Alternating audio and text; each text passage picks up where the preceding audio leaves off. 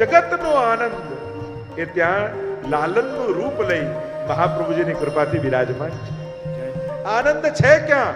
આ તમારી સન્મુખ જે ગ્રંથ બિરાજમાન છે એના અક્ષરે અક્ષરમાં એ વિશ્વનો આનંદ અક્ષરનું રૂપ ધારણ કરીને બિરાજમાન છે. જે વક્તાને માધ્યમ બનાવી શબ્દ રૂપ બની તમારા કર્ણના માધ્યમથી હૃદયમાં આવીને બિરાજમાન. આનંદ તો ત્યાં બિરાજમાન છે. સચ્ચિદાનંદ રૂપ પરમાત્મા છે. ઠાકોરજી આનંદ રૂપ है. અચ્છા, આવું સુંદર રૂપ છે તો કરે છે શું? તો કે આ જે કાર્ય કરે છે એવું કોઈ નથી કરી શકતું. કે આ શું કરે છે? વિશ્વોત્પત્ત્યાદિ હેતવે. વિશ્વની ઉત્પત્તિ, સ્થિતિ અને લય કરે છે. અચ્છા, ઉત્પત્તિ આ કરે છે કે હા માણસ પણ ઉત્પત્તિ, સ્થિતિ અને લય કરે. તો બંનેમાં ફરક શું? કે માણસ કોઈ વસ્તુનું સર્જન કરે ને તો એને એમાં મોહ થઈ જાય. માણસ કોઈ વસ્તુનું પાલન કરે તો એને અહંકાર થઈ જાય. અને માણસ ગુમાવી બેસે તો એને દુઃખ થાય. તો શું પરમાત્માને પણ આવું થાય છે? તો કે ના, એમને તો સર્જનમાં પણ આનંદ, પાલનમાં પણ આનંદ અને લયમાં પણ આનંદ. કઈ રીતે? તો કે નાનકડું બાળક જેમ દરિયા કિનારે રમતું હોય ત્યારે માટીથી ઘર બનાવતું હોય ત્યારે પણ આનંદમાં હોય. ઘર બની જાય ને છીપલાથી રમતું હોય ત્યારે પણ આનંદમાં હોય. અને ઘરે જવાનો સમય થાય ત્યારે કૂદકા મારીને ઘર તોડતું હોય ત્યારે પણ આનંદમાં જ હોય. એણે તો આનંદથી આ સર્જન કર્યું છે અને લય કર્યું છે. માણસના જીવનમાં સંભવ નથી. એ કોઈ વસ્તુને સર્જે ને, એક નાનકડું ડ્રોઈંગ બનાવીને તોય સાઇન કરી અને ઘરમાં એવી જગ્યાએ લગાડીએ કે મહેમાનની પહેલી નજર ત્યાં પડે અને તુરંત ઘર બતાવતા બતાવતા કહ્યું આપણે બનાવ્યું છે. ભૂલી જાય કે તને કોણે બનાવ્યો છે અને તને બનાવનારે તો ક્યાંય સાઇન કરી નથી. આ દુનિયા બનાવનારે ક્યાંય સાઇન કરી નથી. પછી તારું સર્જન કેમ કહેવાય? પાલન કરે તો અહંકાર થઈ જાય. કોઈને પણ આપણે સેટ કરી દીધો આને, પણ તને કોણે સેટ કર્યો એ તો ભૂલી જ ગયો. આખી જિંદગી આપણે એમ કહેતા આપણે સેટ કરી દીધો, આપણે સેટ, અને એમાં ને એમાં અપસેટ રહીએ કે જેને સેટ કર્યો એ તો કયામાં રહ્યો જ નથી. મૂળ વાત એ છે કરનારો તો પરમાત્મા છે અને ગુમાવી બેસીએ તો દુઃખ થાય આપણને. પ્રભુ તો લીલા કરે છે, ત્રણેયમાં આનંદ છે. સર્જનારો એ, હા, અરે એક નાનકડી ટાંકણીને તમે જુઓ અને કોઈ કે એમને એમ બની ગઈ તો તમે માનો? નાનકડી ટાંકણીને જોઈને તમે તૈયાર નથી થતા કે એમને એમ બની જાય. કોઈ બનાવનારું તો હોય ને. તો આખા બ્રહ્માંડને જોઈ તમને ઈશ્વર કેમ યાદ નથી આવતો? કે આ સર્જન થયું છે તો ક્યાંક ને ક્યાંક કોઈક સર્જનારો તો જરૂર હશે. રડતા રડતા રંગમંચ પર સૃષ્ટિ કેરો આવ્યો છે. ન ભૂખ તરસનું ભાન તને, ન સુખ દુઃખ કઈ સમજાય તને, ન ચાંદ ગગનમાં તે મૂક્યો, ન સૂરજ વળી તારું સર્જન તે નથી મૂક્યા નગમાં તોય તારાઓનો પાર નથી, ને તોય વળી તું બોલે છે કે સૃષ્ટિમાં ભગવાન નથી. આખું બ્રહ્માંડનું આ વૈચિત્ર્ય જોઈ તમને ભગવાનનું સ્મરણ કેમ નથી થતું? વિશ્વની ઉત્પત્તિ, સ્થિતિ અને લય કરનારો પરમાત્મા છે. અચ્છા, તો આટલા મોટા કાર્યો કરે અને મોટા કામ કરનારા સ્વભાવના બહુ આકરા હોય. બહુ મોટા પદ પર યા બહુ મોટા કાર્ય કરતા હોય ને એ સ્વભાવના બહુ આકરા થઈ જાય. તો અચ્છા, પરમાત્મા એમનો સ્વભાવ કેવો છે? તો કે આના જેવો કોમળ સ્વભાવ તો કોઈનો નથી. કેવો સ્વભાવ છે? કહ્યું તાપત્રય વિનાશાય શ્રી કૃષ્ણાય વયમ નમઃ. આ તો ત્રિવિધ તાપોને હરી લેનારો છે. પરમાત્મા બધું જ જોઈ શકે છે, ભક્તની આંખમાં આંસુ નથી જોઈ શકતો. આટલો સામર્થ્યવાન હોવા છતાં આટલો સુહૃદયી કોઈ હોય તો એ પરમાત્મા છે. એ ભક્તને દુખી નથી જોઈ શકતો. આપણો તો પરમાત્મા કેવો છે? ધાતૃચિતામ તતોન્યમ કંબા દયાલુ શરણમ વ્રજેમ. ભાગવતના શ્લોકોમાં કહ્યું તો ખરા, અન્ય પરમાત્માની વ્યાખ્યાઓ જેવી આવી હોય એવી આવી હશે. ભાગવતનો પરમાત્મા અતિશય કરુણામય છે. અને કેવો કરુણામય છે? વિષ લગાવીને વિષપાન કરાવવા આવેલી પૂતના ભગવાનને મારવા આવેલી છે, અને એ પણ જ્યારે ખોળામાં લે છે ને તો એને પણ જે માની ગતિ આપે એવો કરુણામય પરમાત્મા છે. એવો ભાગવતનો ભગવાન છે. એને ખોળામાં લીધાય છે અને પોતે ખોળામાં બેઠોય છે, પણ બંનેના ઉદ્ધાર કર્યા છે. પૂતના જેવીને ખોળામાં ભગવાન આવી ગયા તો પૂતનાનો ઉદ્ધાર થઈ ગયો, અને હિરણ્યકશિપુ જેવાને પોતાના ખોળામાં લીધો તો એનો ઉદ્ધાર ભગવાને કરી દીધો. લોકો ફરિયાદ કરતા હોય વૈષ્ણવ, અરે સેવા કરતા મારું મન નથી લાગતું ને મારો ભાવ નથી લાગતો, પછી સેવા કરવાનું ફળ મળે? પૂતના જેવો તો ભાવ નથી ને, અભાવ છે, કુભાવ તો નથી ને. દૂધમાં તમે તો બદામ, પિસ્તા, કેસર ને ચારોળી નાખો છો, પૂતનાની જેમ વિષ તો ભેળવતા નથી ને. તો જે વિષ ભેળવીને આવી એને જો માની ગતિ આપતા હોય તો તમને કઈ ગતિ આપશે એનો તો વિચાર કરો. કંબા દયાલુ શરણમ બ્રજેમાં, આવો કૃપાળુ સ્વભાવ વાળો પરમાત્મા શ્રીમદ ભાગવતમાં છે. કેમ કલયુગમાં ભાગવતનું મહાત્મ્ય ગાયું છે? કારણ કે અન્ય શાસ્ત્રોમાં રહેલો પરમાત્મા કર્મના સિદ્ધાંતોના ચોપડા ખોલીને બેઠો હોય છે, અને ભાગવતમાં બિરાજતા ભગવાને ચોપડા બંધ કરી અને કેવલ કૃપા કરવાનો સંકલ્પ કરેલો છે. એટલા માટે ભાગવતની શરણે જાઓ કલયુગમાં. એટલા માટે કલયુગમાં અન્ય શાસ્ત્રો કરતા પણ ભાગવતનું મહાત્મ્ય અધિક કહ્યું છે. મહાપ્રભુજીએ પણ કૃપા કરી આ ભાગવતનું મંથન કરી ભાગવત સુધા રસ મથકે અપનો પંથ જતાયો. ભાગવતનું દોહન કરી જે માખણ કાઢ્યું એનું નામ જ પુષ્ટિ માર્ગ છે. કેટલા ભાગ્યશાળી આપણે લોકો છીએ કે કથામાં બેઠા છીએ પણ મહાપ્રભુજીની કંઠી ગળામાં પહેરીને બેઠા છે. ગુરુ રૂપે મહાપ્રભુજીને માથે રાખીને બેઠા છે. આ કલયુગના સમયમાં શ્રી વલ્લભ જેવા ગુરુ આપણને મળ્યા છે, એનાથી ભાગ્યશાળી બીજું શું હોય? એનાથી સૌભાગ્યની વાત બીજી શું હોય? સાધન બળ નથી, કોઈ સાધનનું બળ નથી, સાધનાનું બળ નથી, બુદ્ધિનું બળ નથી, પણ હા ગુરુ બળ આપણા માથે એટલું મોટું છે ને કે ગુરુનું કૃપા બળ એટલું મોટું છે કે બિન સાધન પાએંગે ફલ. સાધન કર્યા વગર પણ જગતનો નાથ મહાપ્રભુજી આપણા ખોળામાં રમતો કરી દીધો છે. એ ત્રિલોકના નાથને રોજ જગાડીને ખોળામાં આપણે બેસાડીએ છીએ. એવું સૌભાગ્ય મહાપ્રભુજી આપણને આપે છે. તાપત્રય વિનાશાય. જો શરણાગત થવું હોય, દ્રષ્ટિ દ્વારા આકર્ષણ થાય, હૃદય દ્વારા પ્રેમ બંધાય અને બુદ્ધિથી સામર્થ્યનું દર્શન કરે તો સમર્પણ થાય. ભક્તિ માટે આ ત્રણેય જોઈએ. તો આ ત્રણેય માટે ત્રણ વસ્તુ બતાવી. રૂપાય કહી નેત્રોથી પ્રભુને આકર્ષિત કર્યા કે આ નેત્રો ને પ્રભુના દર્શનની લાલસા જાગે કે આવું રૂપ તો ક્યારેય નથી જોયું. પ્રભુનું સામર્થ્ય બતાવી બુદ્ધિને સમર્પિત કરી દીધી. કારણ કે બુદ્ધિ જ્યારે પોતાના કરતા અધિક કોઈ સામર્થ્ય વાળાને જુએ ને તો એની શરણાગત થઈ જાય. એટલે સામર્થ્ય બતાવ્યું. વિશ્વોત્પત્યાદિ હેતવે, આટલું મોટું કાર્ય કરનારો પરમાત્મા છે. અને સ્વભાવ બતાવી હૃદયને ઠાકોરજીમાં લગાવી દીધું. કારણ કે જ્યાં લાગણી જુએ ને ત્યાં હૃદય એનું થઈ જાય.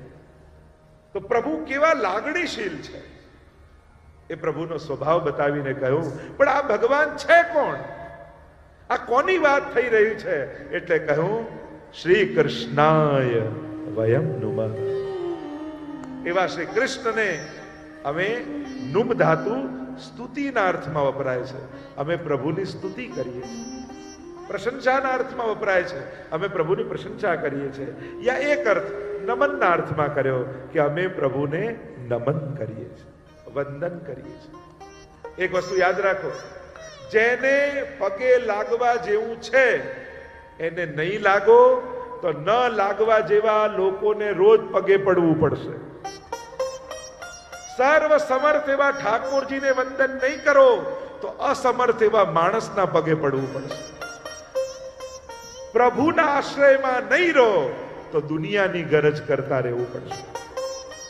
વૈષ્ણવ એને કહેવાય કે જીવનના પ્રત્યેક સંકલ્પો પ્રભુના ભરોસે કરે, લોકોના ભરોસે ન કરે.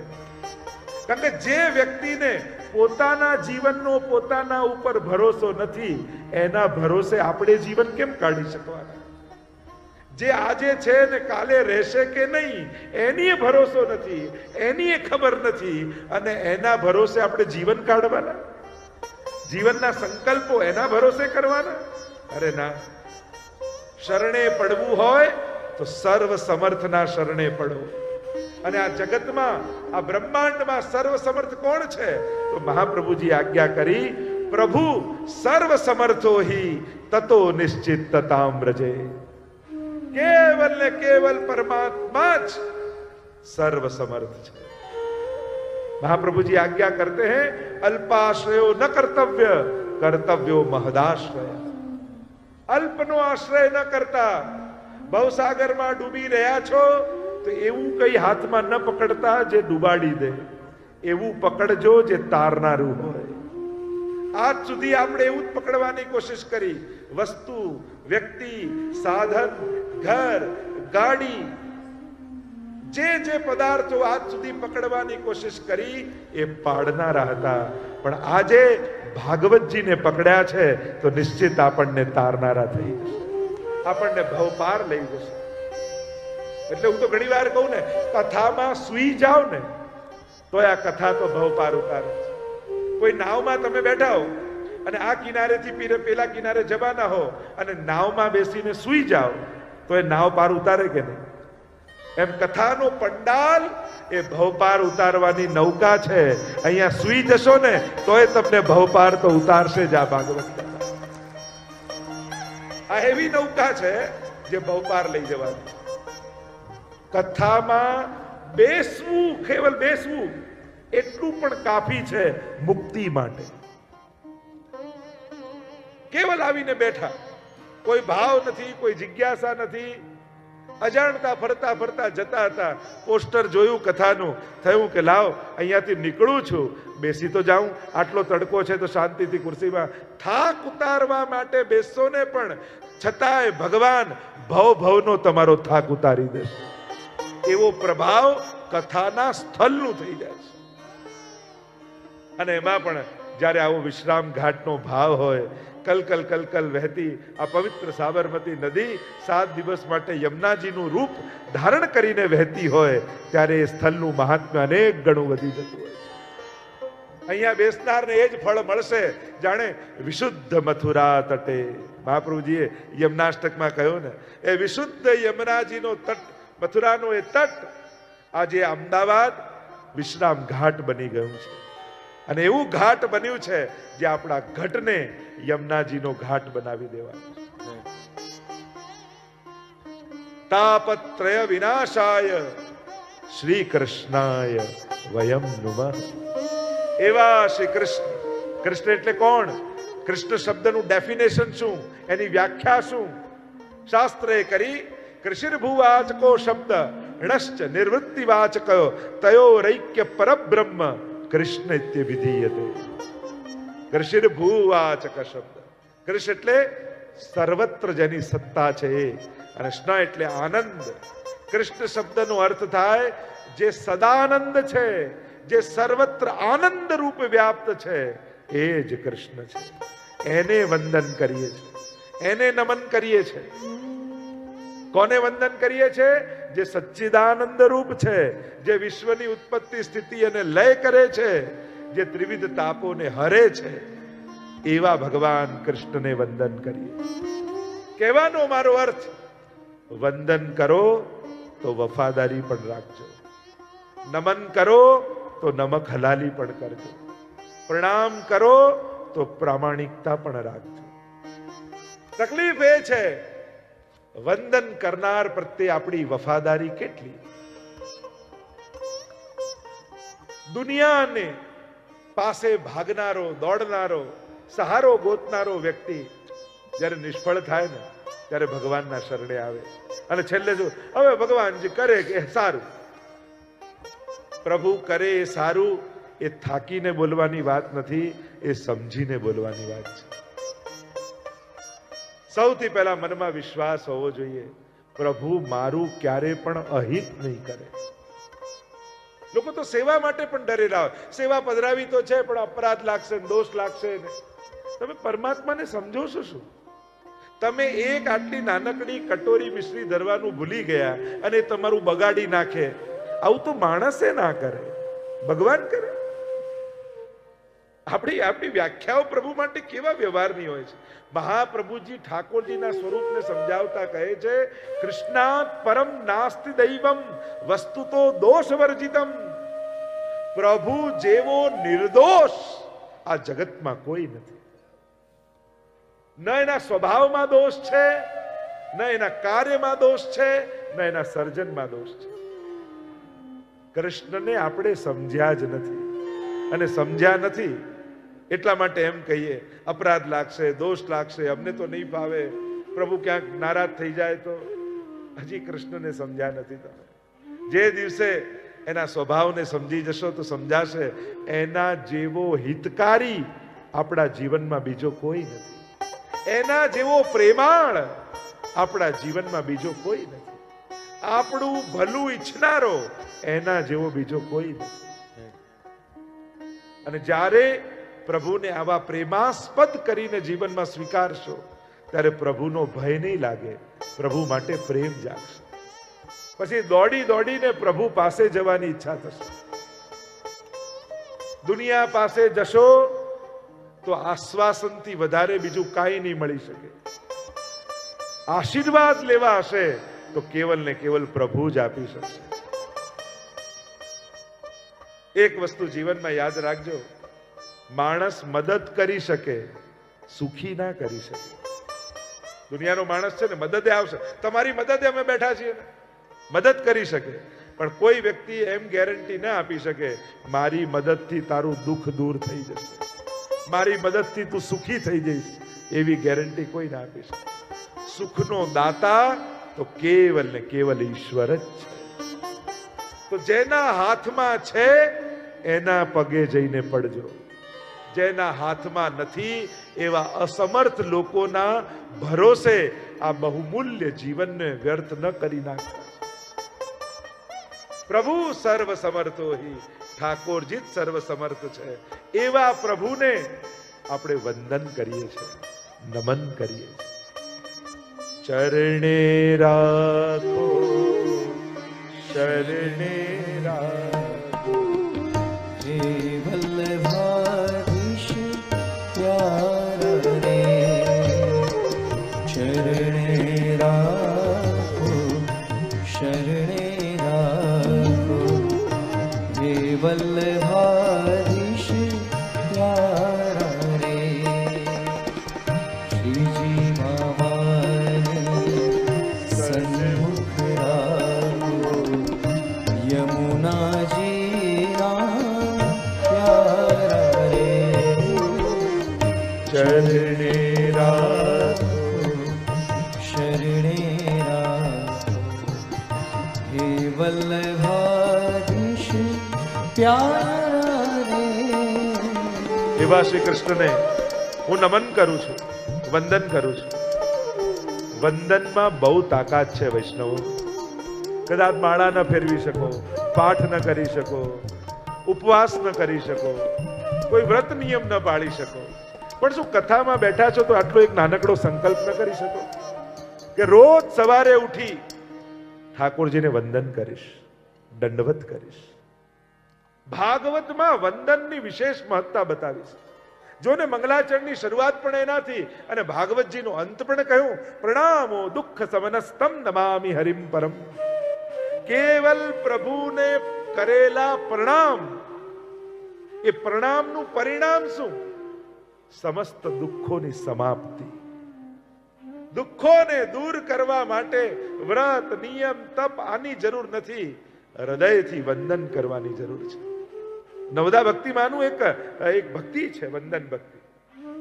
રોજ નિયમ બનાવો, ઓફિસે જતા, સ્કૂલે જતા, કામે જતા, સવારે ઉઠીને ભલે સેવા થઈ ગઈ હોય ને મંદિર બંધ થઈ ગયું હોય આપણા ઘરે, પણ ત્યાં દંડવત કરીને રોજ જઈશ, વંદન કરીને જઈશ.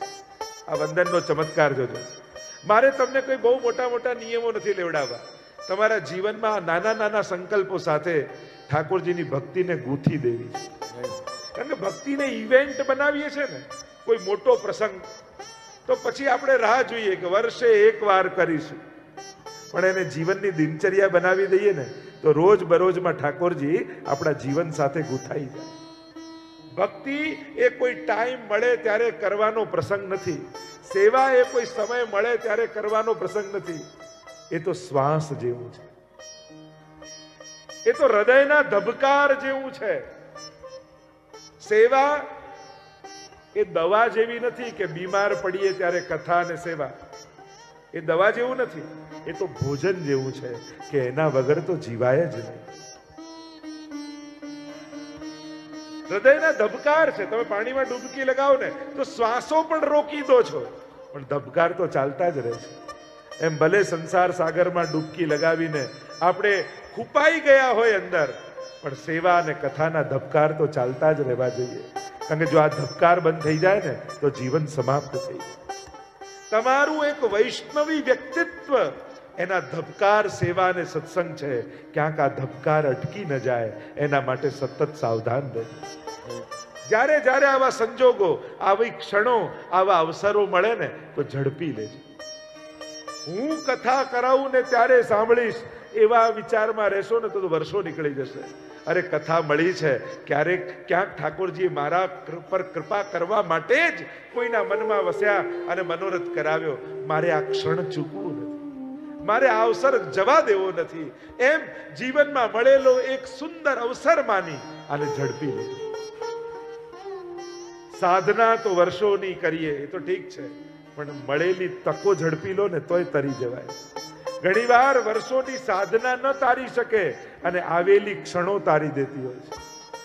એટલે જ ઘણી વાર આપણા સંતો એમ કહે ને કે કથા પંડાલ એ તો ઇમરજન્સી બોર્ડ છે. ડોક્ટર પાસે રોજ કોઈ ચેક કરાવવા આવતું હોય અને એટલામાં સમાચાર આવે ઇમરજન્સી કેસ આવ્યો છે, તો ડોક્ટર શું કરે? રોજ જેને ચેક કરતો હોય એની પાસે જાય કે ઇમરજન્સી કેસ પાસે જાય? ઇમરજન્સી પાસે જાય.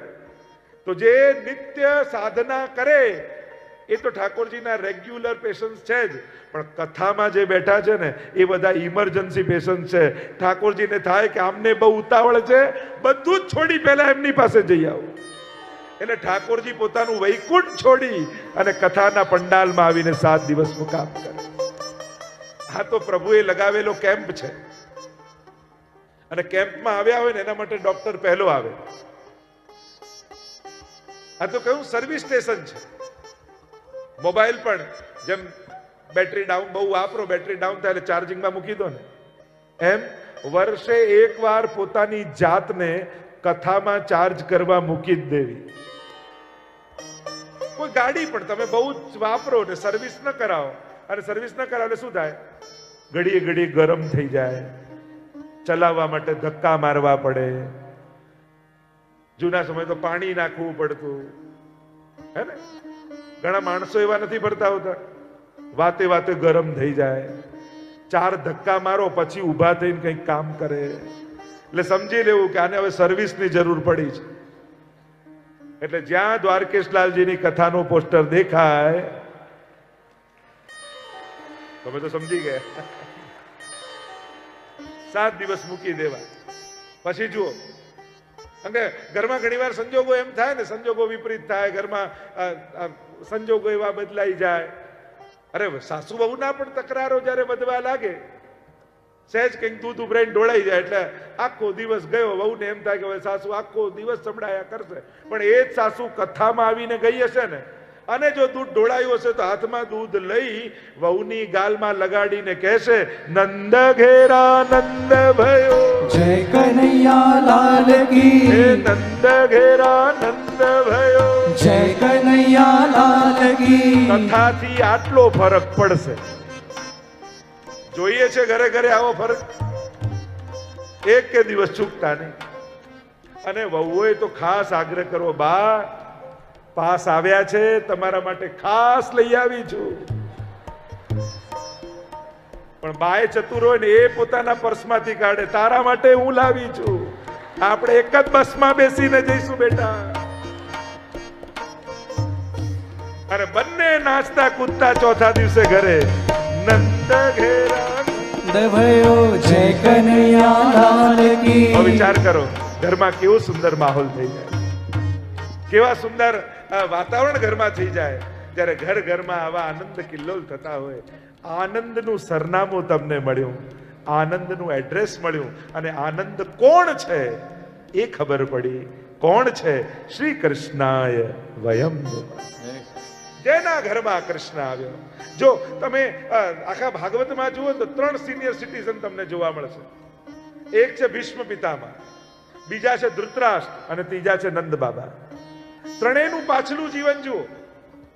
એક છે ભીષ્મ પિતામહ, ગાદી સાથે એવા વફાદાર, બસ કામના કુર્સી જોડે બેઠા રહ્યા, ફરજ નિભાવતા રહ્યા, છેલ્લે બાણ સૈયા પર સૂતા. પણ હા, કૃષ્ણે આવીને કૃપા કરી, કારણ કે કર્તવ્યો નિભાવે. બીજા ધૃતરાષ્ટ્ર, મામ કાહા પાંડવા ચૈવ કિમ અકુર્વત સંજય, મારું તારું કરતા રહ્યા તો આખી જિંદગી, છેલ્લો સમય પણ રડતા રડતા જીવનમાં સમાપ્ત કર્યો. પણ એ જ 3 સિનિયર સિટીઝનમાં છેલ્લા છે નંદ બાબા. એમણે જીવનના છેલ્લા સમયમાં ઠાકોરજીને ઘરે પધરાવી લીધા.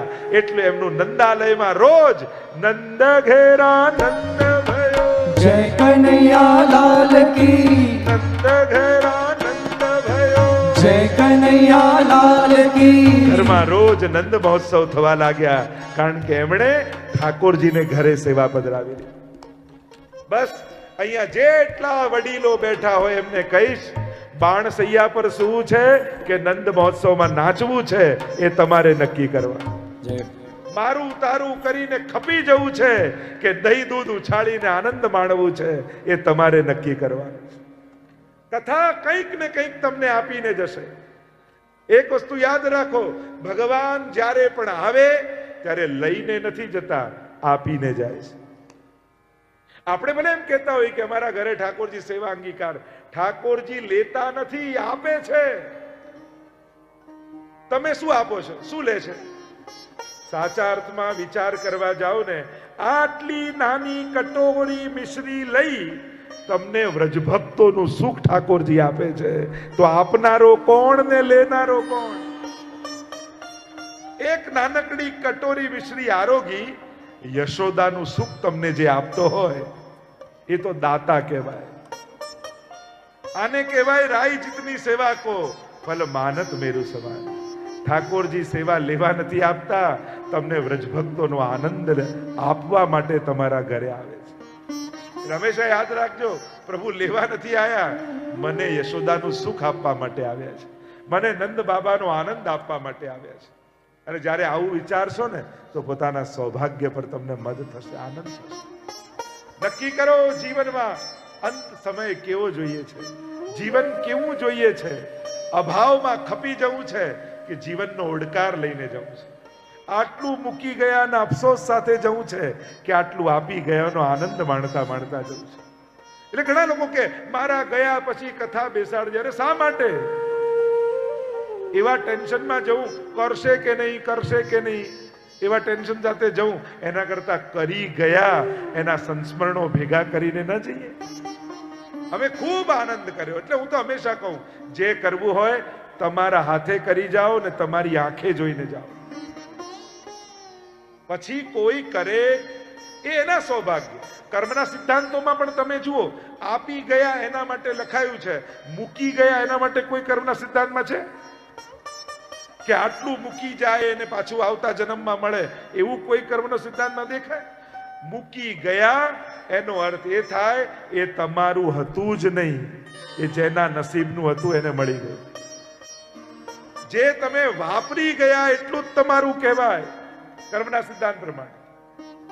હવે વિચાર કરો, એ વાપરી ગયા કે વાવી ગયા એ તમારી સમજ ઉપર છે. તમે વેડફી ગયા છો, વાપરી ગયા છો કે વાવી ગયા છો એ તમારી સમજદારી ઉપર છે. પણ જે તમારું હતું એ તમારા હાથે થયું, જે તમારું નહોતું એ તમારા હાથે થશે નહીં. એમ થાય કે આ કથા કરાઈ ગઈ આટલા સમય પહેલા, તો એનાથી ઉદ્ધાર કેમ થાય?